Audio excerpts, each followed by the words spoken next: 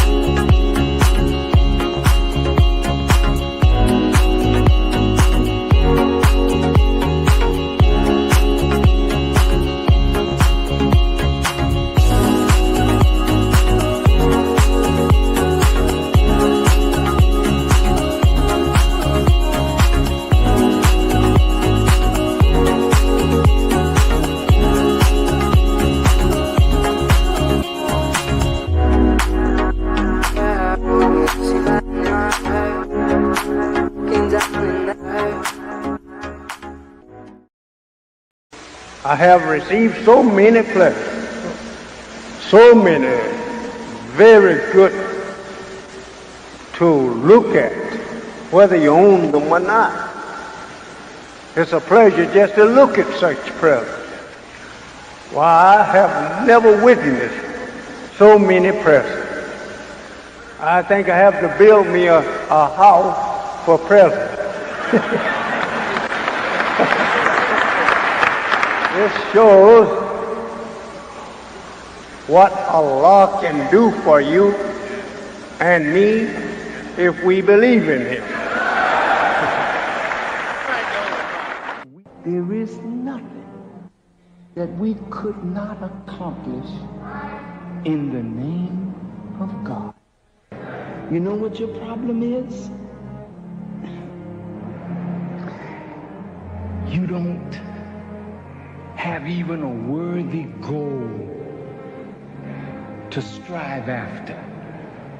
I'm going to give you an assignment today. Here's an assignment. Is there something you want?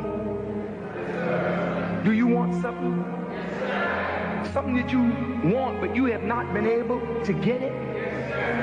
Huh? Close your eyes. Do you see it? Whatever it is that you want, first envision it. You got the picture. Do you see it? All right, now the question is, you have to claim what you see. I claim this. I claim it.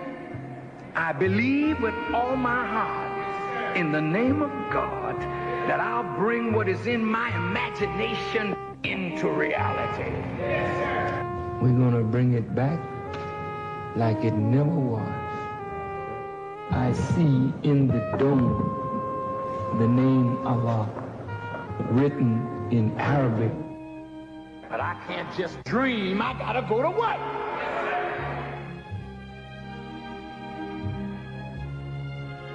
How do you bring it into concrete reality? First, without faith, you can't work the vision.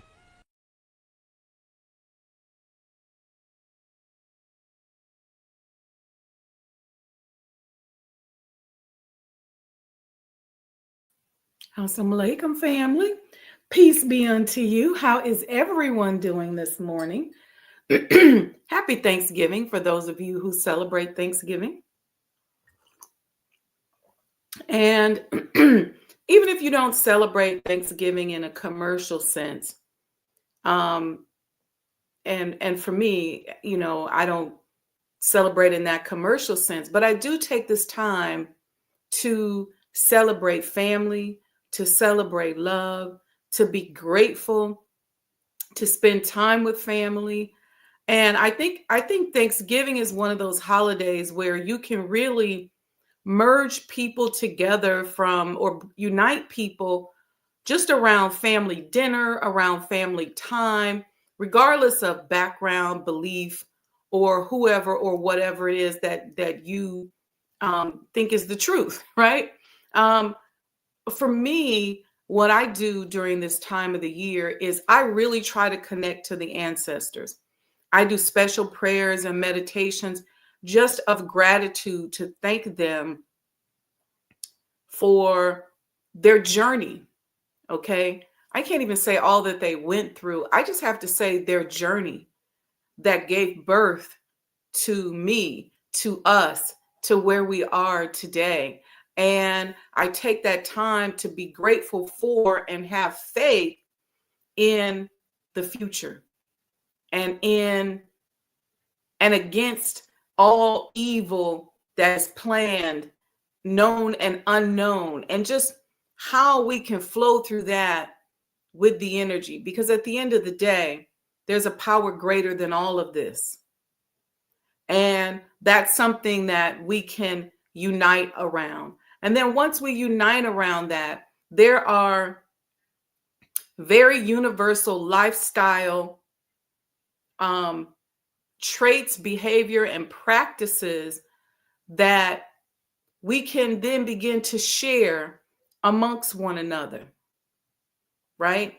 So if you have a spiritual practice or a lifestyle practice, I know for those of us in the Nation of Islam, we have a lot of lifestyle practices that are very practical and are easily transferable to friends and family. Why? Because it works immediately.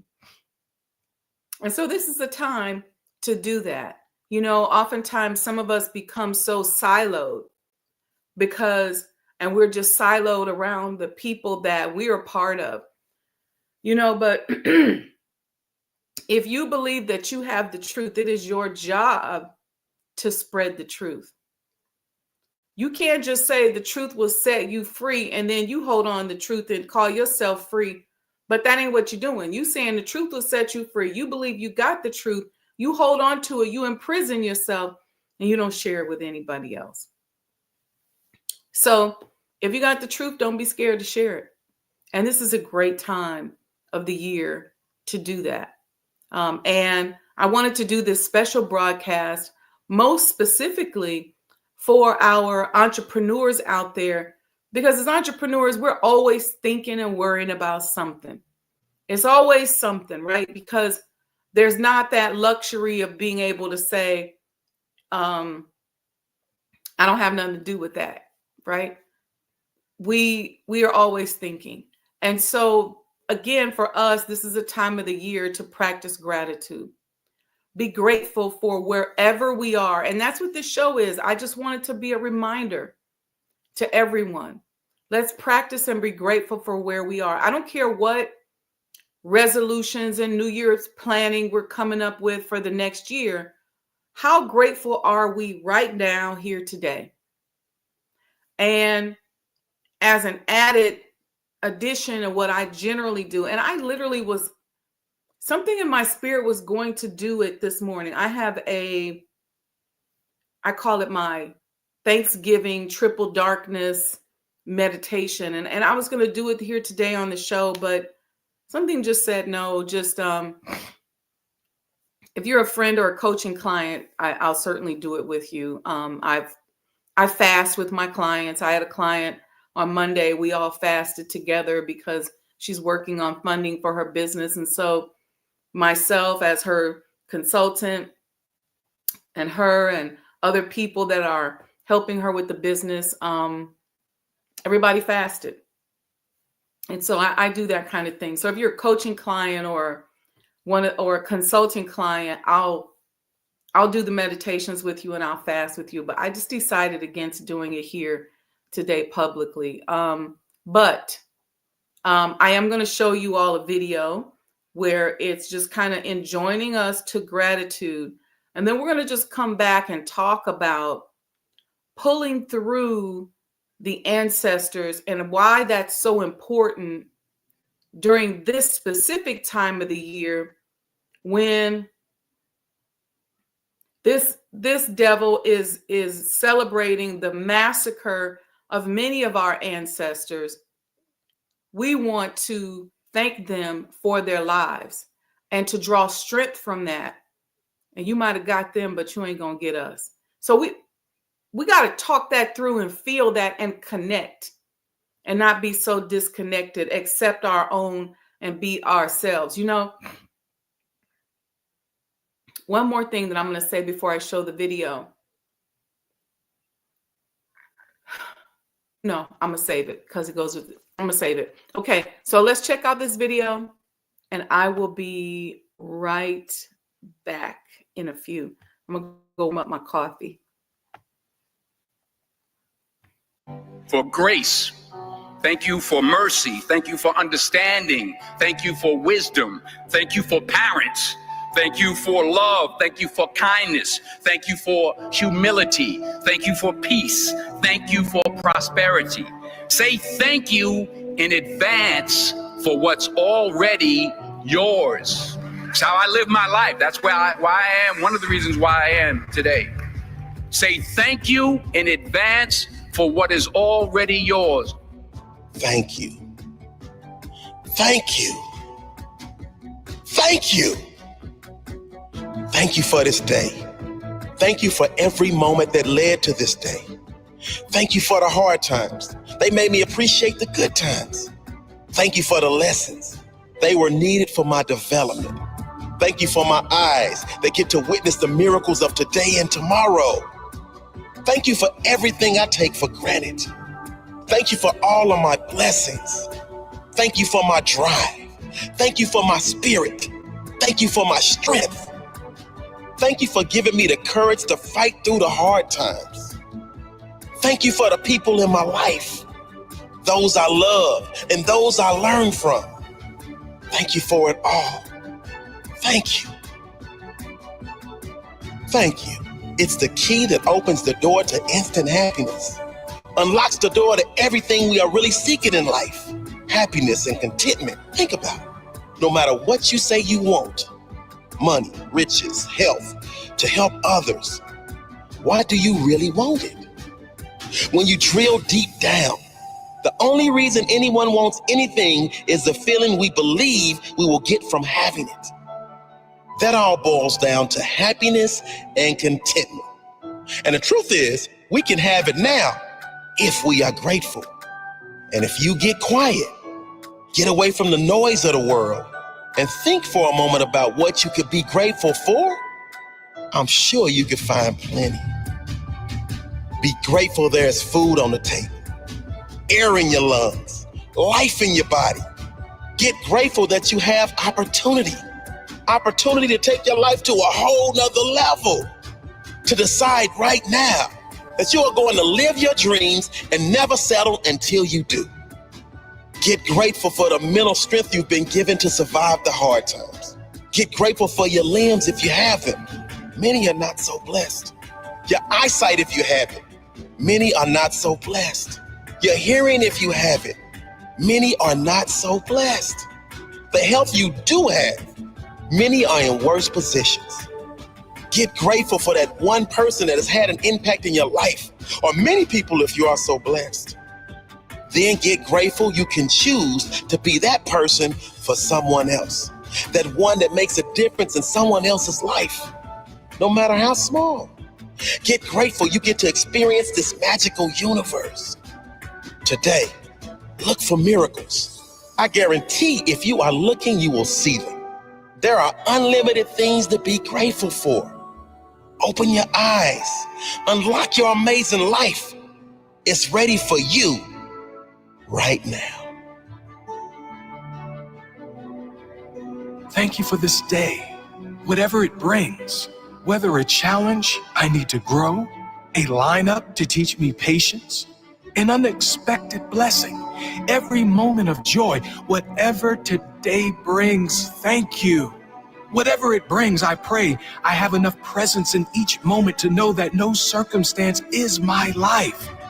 No high or low, no event, no thing is my life. Life is energy, and I know I'm so much more than my physical body. Thank you for my ability to love, to give to others my authentic love and kindness without expecting anything in return. Thank you for my strength. Thank you for my presence. Thank you for my ability to attract only the things and people that are in harmony with what I need in my life. Thank you. Thank you. Thank you for this day, whatever it brings.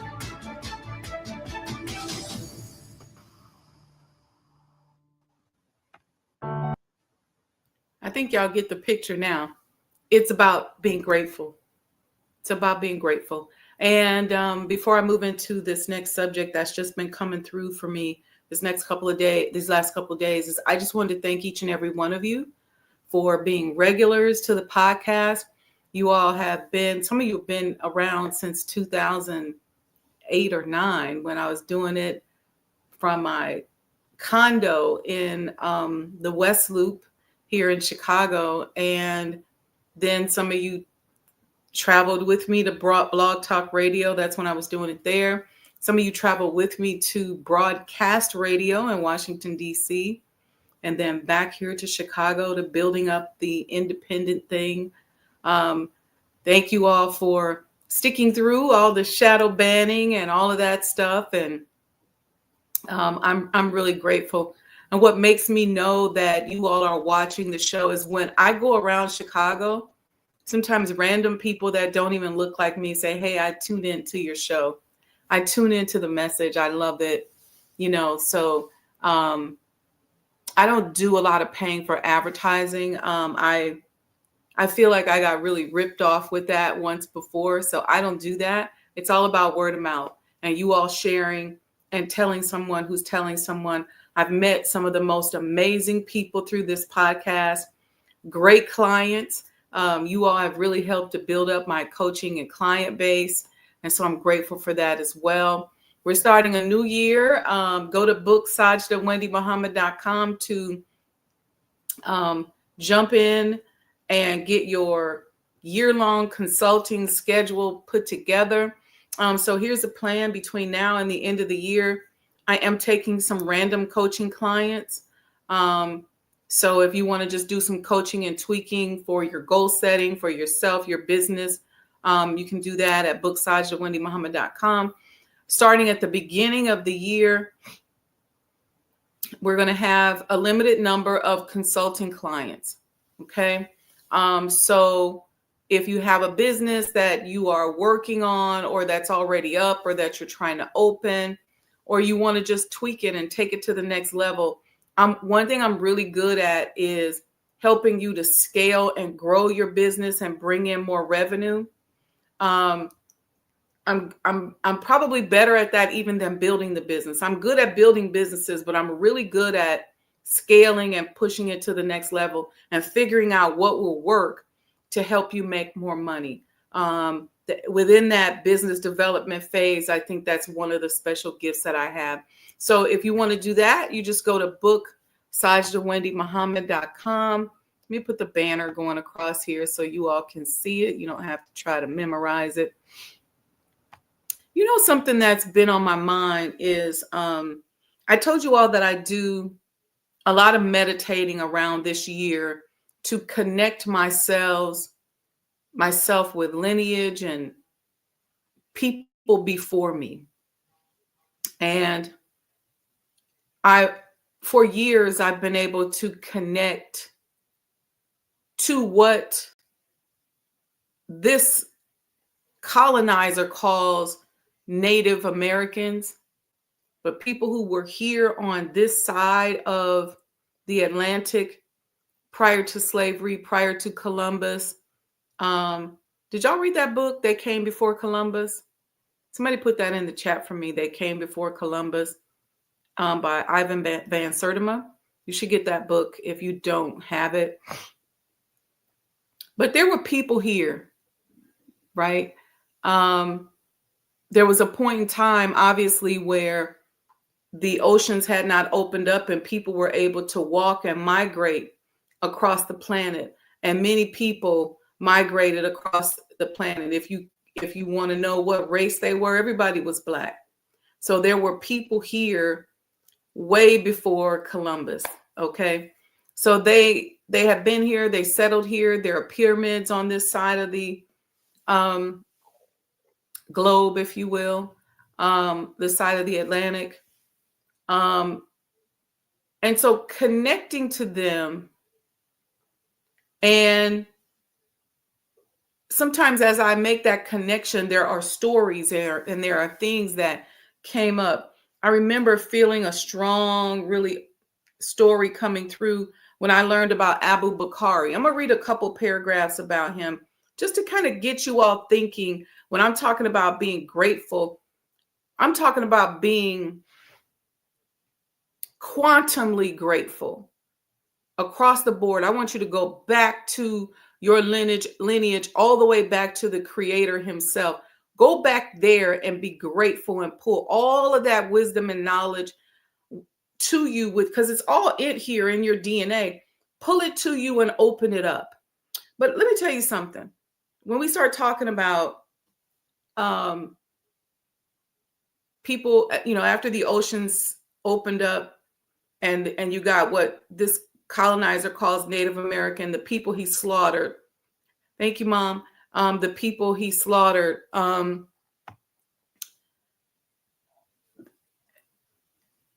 There were people already here, and they had a way mentally to communicate with one another. Somehow they were able to communicate, whether it was tuning in and or what this colonizer calls UFOs, or whatever the new acronym, or using some kind of technology through the pyramids and things like that. They were communicating with each other. And when you hear this little short thing I'm going to read to you about Abu Bakr, I started to show a video, but I was like, the gratitude video was most important. But Abu Bakr, who gave up his throne and his power, if you will, in Mali to go and travel to the Americas, meaning that he knew that there were already people here. That was in 1312. There were already people here in 1312. So he wanted to come to the Americas, and it is said that he came here and never came back. Well, people like to think, well, he probably died along the Middle Passage. Do you know so many people traveled across the Atlantic? It was just the new slave master that didn't really know how to do it, who was learning it and in the choppy waters and trying to, plus you try to bring back and kidnap these people. That's happening to you. But there were already people here. According to the accounts of the Arab scholar Shihab al-Umari, who lived in the 14th century, Abu Bakr embarked on a voyage with a fleet of ships and never returned. Now they like to think, well, maybe he died in the Middle Passage. They know how to do it. They knew what they was doing. He probably got over here and stayed. Some sources suggest that he may have settled in the Americas. And again, my question becomes, if he did come here and stayed over here, who did he become and who is he? And who is he? And because you're only talking, 100 or so years later, who is his ancestry? What quote unquote Indian chief, I'm using that language in quotations because that's just how they're referred, and I want you to use it to understand who I'm talking about. What chief was actually Abu Bakr or a descendant of Abu Bakr? Because maybe they just didn't understand or realize that there were already people here. He conferred power on Musa. So his brother was Mansa Musa. And some of you know of Mansa Musa because they're making a movie. Mansa Musa is the richest man ever. Okay. He was from the Mali kingdom. You can look up Mansa Musa. Well, Abu Bakr was his brother. Okay. He told his brother Mansa Musa, I'm going on this journey. I'm going to the Americas. If I don't come back after a reasonable amount of time, you should inherit the throne. And in 1311, Abu Bakr set out with his fleet down the Senegal River and headed west in the Atlantic. He never returned to Mali, and his brother became Mansa Musa in 1312. You know what's interesting, because if they got these dates that he left in 1311 and that that Mansa Musa became his brother became Mansa Musa in 1312, they know the rest of the story. I wouldn't be surprised if Abu Bakr and his people were traveling back and forth. He just never came back and lived. Okay. But I believe that, he was among those greatest tribes, and part of the debt that the colonizers today have to pay is not only the kidnapping and capitalization of us, but then also the murder of our family members who were already here. And so during this Thanksgiving, I want you to think about them. I want you to think about who they were. Who are they? Where are they? That's what I want us to think about during this Thanksgiving. Okay. Think about that video we just showed. And I want you to think about those people. Who were they? They walked here through the Bering Straits, got here, were settled in the Americas, living a very loving and peaceful life.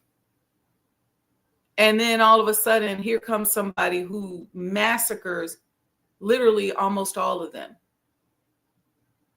And I'm going to say this. I'm going to go as far as saying this. We do know that prior to coming to the west coast of Africa and kidnapping our ancestors, that there had been an attempt to enslave the native or the people who were already indigenous to the Americans.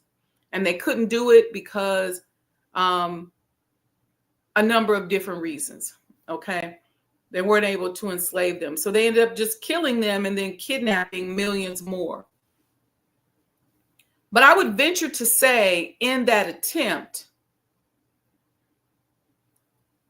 that we have to understand that not all Black people came here to America in the bow of a ship. There was a whole bunch of Black people already here. I'm not talking about the movie looking Indians. They were black people because they were African, and that's another word that I'm just saying, indigenous, that came over here to the Atlantic, over the Atlantic and lived here. They were black people, blacker than me and you. And a lot of us are also their descendants, because some of them actually ended up owning slaves or indentured servants, because you can't say they didn't kidnap them. But there were also those that freed slaves. There were also those that mingled among the slaves. There were also those that were enslaved themselves. So on some plantations in different parts of the South, there were quote unquote Native Americans or Indians that were also enslaved on the plantation. They were forced through the breeding process and all of that stuff. That's why a lot of us will say, well, my great grandmother was 100% Choctaw Indian. And they're trying to tell us that that's not true. But no, we're not related to the current Indians we may not be related to them. We're not talking about them. See, I think people, when we say, well, my great grandmother was such and such Indian, and people don't like it, they look at the way the current Native Americans look today and make the assumption that we're talking about, in necessarily being related to them, who have also been watered down with white or Caucasian blood. But in many cases, some black men got free. A lot of black men had to go from plantation to plantation being breeders. Some broke free. Some ended up marrying as they were being moved around on what was considered Native American women. You had Native American men who had got captured and were placed into slavery and intermixed with their brothers and sisters who were kidnapped. And so they changed the definition and try to redefine what it means to be Native American so that we can't apply for none of that money. But in a lot of cases, most of us have a lot of Native American in us, and they like to tell us, well, no, that's not true. It is true. It is true. It may be based on the way you define it, but there were already black people here. When Columbus got here, when they stole us in Africa, there were black people already here. And those are some of our ancestors. So some of us get confused because we don't really necessarily know. Check this out. Some of us don't really know how our ancestors got here. We just know maybe that they were slaves. And then they take us through all this DNA testing and they say, well, you're from this tribe or that tribe. And then we just assume that we were stolen and kidnapped when your bloodline may be from that tribe through your Native American blood, because they walked here through the Bering Straits and they the same people. So you may have discovered, I know for myself, that on various sides of my family, there's different types of Native American, and then there's African. And in my case, on both sides of my family, when I go back to the continent side of the ancestry, they were Muslims who ended up coming here and somehow integrating with, mating with, combining cultures with Native Americans. And so that's how that blood is in there. They may have all been slaves, or they may have not. So don't be so quick to believe everything you read. Start with that book, They Came Before Columbus. It's an excellent read. It's an old school book. I know when I first started waking up consciously, that was one of the first books I read. And so there's a lot of those kind of books. I don't know if people still do that, but there's a whole bunch of books that in the 90s, when you start waking up, you read. Anyway, that's my point, is that don't be so quick to believe everything that you see. And until the real true Native American history is told, the real true part of it, because just like with our history, they act like we started with slavery. With Native American history, they act like it started with the massacres. Everything started when the white man got here, and that's not true. It's not true. There were Black people already here. They were here. There were attempts to enslave them. Of course, they were murdered. We already know that. Some of them, too, were kidnapped. See, if you got a kidnapper who's been successful at kidnapping people, what make you think he wouldn't go into a native tribe and kidnap them or steal the children? If you're a kidnapper and this is what you do, then this is how it is.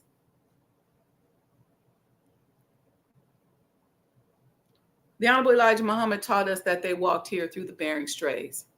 There were Black people already here. You see pyramids here on this side of the Atlantic. There were places where they settled. And everything they do, they try to always make it seem like it's somebody that's not connected to us. Thank Allah for City of Chicago, who named Lakeshore Drive Jean-Baptiste Dusable Drive now, because he was a Haitian American, so they say, who discovered or founded Chicago. And why do I say so they say? Because there's always this freaking attempt to label us based on some level of ownership. You know, and he did, they say he married a Native American woman. This happened a lot. And I don't even like using those terms because it makes it seem multiracial. Oh, he was this Haitian, and then he married this Indian lady, and then we start getting these multiracial things, but these are the same people. They're just separated by water. It's the same people. And that happened a lot. And so not all of us, all of our ancestry is how they depict it. It's interesting, right? Let me see what y'all saying in the chat. I see a few of you all are saying, I'm gonna go back to the top up here. Who we got here? Let's see. All right. I see Sister Betty in the house. Mom's in the house. Happy Thanksgiving to everyone. I see Nubia Latifa. Sister Aurelia's in the house. I see Nubia Latifa. She actually put the name of the book up there. Thank you. So did Mom. Yes, real popular in the 90s among the, oh yeah, in the college, we read all of those books. Kawanza, what's his name? Jawanza Kunjufu and all of them. Sister Regional Sky Girl says she's in a random city. Okay, sis, happy Thanksgiving from that random city. Sister Aurelia said, you can see the connection between the tribes in North America. Look up the link between the Grand Canyon. Oh yeah. Mm-hmm. You can definitely see the connection among the tribes. Oh, hey there, Phil. Happy Thanksgiving. I'm about to say happy Saturday, Phil. For those of you who don't know, that's white boy Phil. I think he's tuning in from Arizona now. He's either in Arizona or California, but he's tuning in. So welcome, Phil. Thanksgiving. Happy Thanksgiving. Many stories from the natives. This is Sister Aurelia saying many stories of the natives. Yes. A lot of natives. Yep. That's exactly right. Many of them were already here, or we were already here. We was everywhere. And it's just, when you label something and you give it a label, you get the thing to believe that their limitations are the boundaries of the label that you created. Then you get to control the narrative. You get to tell them who they are. You get to tell them why they are, where they came from. You get to tell them all this stuff, when I want us this Thanksgiving to feel the expansiveness of our ancestry. I want you to feel how big and wide and old and ancient and wise you are. You didn't just get here. Your existence didn't begin when you got kidnapped. Your existence didn't begin when your family was massacred. You are ancient. You're filled with so much wisdom and so much survival techniques and the energy and power that makes gods. You are filled with that. And so know that as you're thinking and being grateful and honoring your ancestors this week, think beyond what the colonizer told you was your history. Think beyond the beginning that he designed and constructed for you. Think well beyond that, because you are so big and so massive. You go all the way back to the first God himself that created himself out of triple darkness and then kept reproducing himself and reproducing himself and reproducing himself. You are as wide and massive as the God who created the sun, moon, and stars. So that's how I want you to think about that. And if you need more vocabulary, see, a lot of times this is what a lot of this knowledge does. It gives you more vocabulary. If you need a bigger vocabulary to understand your ancient lineage, you can always go to the teachings of the Honorable Elijah Muhammad. There's plenty of videos out here from his greatest student, the Honorable Minister Louis Farrakhan. They give a great history so that you understand the power of God. And you can be very clear that every descendant that kept reproducing itself was pulling on that knowledge and pulling on that information. It wasn't almost till we went through the trauma of the kidnapping, of coming over here from as slaves, the trauma of the massacres that killed just about every Native American here. Coming through those two traumas almost pinched us off, and we lost faith in a lot of cases and couldn't believe that if we pulled on that ancient wisdom, it was help us to survive, because we saw so many people kidnapped and murdered. There's something to be said about what happened to us on the other side of that, on the other side of the murders, on the other side of the kidnappings. And so when you study people who have been in massacres, what is the mental effect of it? And so we want to relieve ourselves of that by just calling on them, thinking on them, praying on them. Even if you don't want to do anything special with it, before you go to bed, just sit and think about them. Think about how they made it. And how do we know they made it? Because we're here. We've forgotten so much. We've been hit over the head and left for dead. We have amnesia. But just know that even if up in here in your mind you can't remember, you can always access them and remember in your heart, because your DNA reflects that you are descendants of those great survivors. If they were up here killing hundreds and thousands of Native Americans and one of your ancestors survived, then you survive. Then you can survive. That's you. That means that you're special. If they could kidnap millions of people and kill them and hit them over the head and bring them here and subject them to the most horrible conditions ever, and they survived, and that's evidence in you, then you are special. You are special. So give honor to all of that today. Your history did not begin with a murder or a kidnapping. Your history goes all the way back to the God in triple darkness creating himself out of nothing. So that's our reminder today. And all of us as entrepreneurs, we remember that. We're thinking about our businesses. We're thinking about, I got to get myself set up with Sister Sajdah so I can plan on my business 2025. Listen, I want you to tell yourself that 2025 is going to be your best year yet, regardless of what happens. I know we walking right into the volume of the book. We walking right through Revelations. But you got history in your DNA that you can survive. So we got to know like we know that we're going to survive. All right, family. Let's see. I see a few more comments here. I think we're all just talking about this native. Yep. All right. Anything else? Any other questions, comments before we go?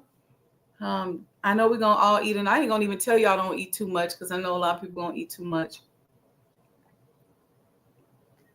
Even the hardcorest religious people who don't celebrate stuff, they eating today.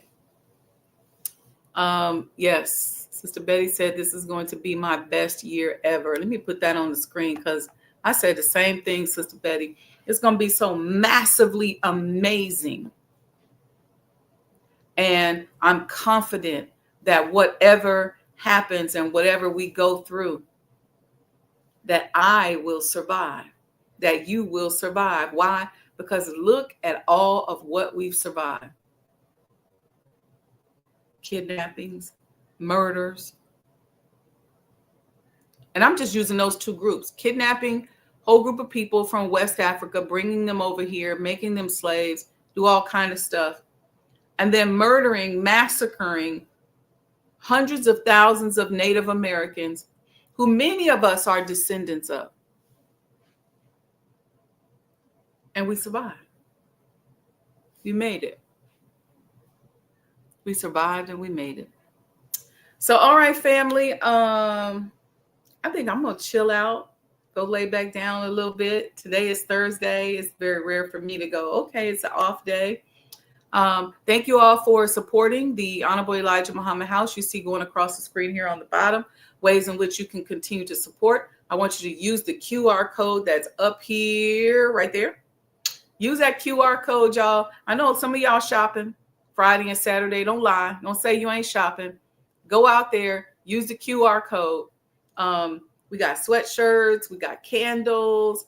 We got coins. We got just some cool stuff out there. That's our virtual gift shop. The Sajdah oud oils, which I'm burning now in my house, is so spiritual and allows you just to open up and do so much spiritual connecting. It's just a great spiritual aroma. That's out there as well. So click on that, go check it out, and then check out the new website as well. Inshallah, I will see you all tomorrow morning at 6 a.m. for Sajdah Morning Coffee Talks again. And I don't know what we're going to talk about, but we'll figure out something. I'll probably have gotten a little bit of sleep, so I have myself together a little bit more. All right. Peace and blessings, family. Love you all. Don't go anywhere. Check out this new commercial. I have told you the first part of my life, I was a farmer in Georgia. Yes, sir. Right? Yes, sir. Nobody there was looking at me blind and you thought that I would ever be a scientist teaching the world. Yes, sir. See, it is time that brings all that.